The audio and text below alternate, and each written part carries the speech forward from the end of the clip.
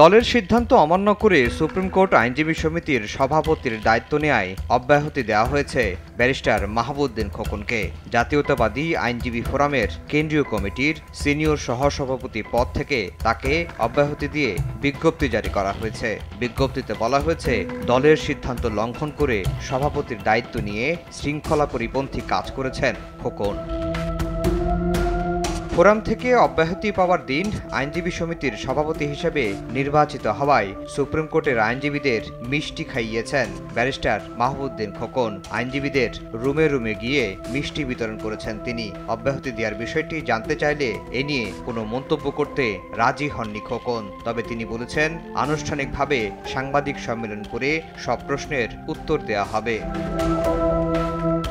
Supreme court আইনজীবী সমিতির এবারের নির্বাচন নিয়ে বিভক্ত হয়ে পড়ে বিএনপির আইনজীবীরা। নির্বাচনে ভরাডুবি হয় তাদের। 14টি পদের মধ্যে সভাপতি সহ মাত্র 4টিতে জয় পায় বিএনপি। জাতীয়তাবাদী আইনজীবী ফোরামের কেন্দ্রীয় কমিটি মনে করে, ভোট জালিয়াতি জায়েজ করতেই সভাপতি ও 3 জনকে সদস্য পদে বিজয়ী দেখানো হয়। 1, 2, 3 ঢাকায় জমি জিতে নিন 100% ক্যাশব্যাক সহ 20 কোটি টাকার পুরস্কার। বিজয়ী সভাপতি মাহবুবউদ্দিন খোকনের দাবি, ফোরামের বিতর্কিত কর্মকাণ্ডের কারণে ভরাডুবি হয়েছে বিএনপির প্যানেলের। এজন্য দলের 3 জন আইনজীবী নেতার সঙ্গে সরকারের যোগসাজশের অভিযোগ তোলেন খোকন। তারা নির্বাচন ফিক্সিং করেছেন বলেও দাবি করেন তিনি।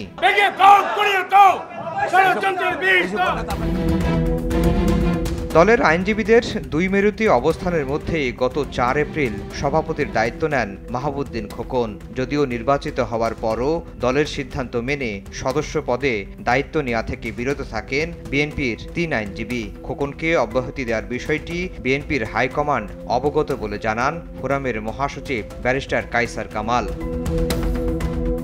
আফজাল হোসেন, সময় সংবাদ, ঢাকা।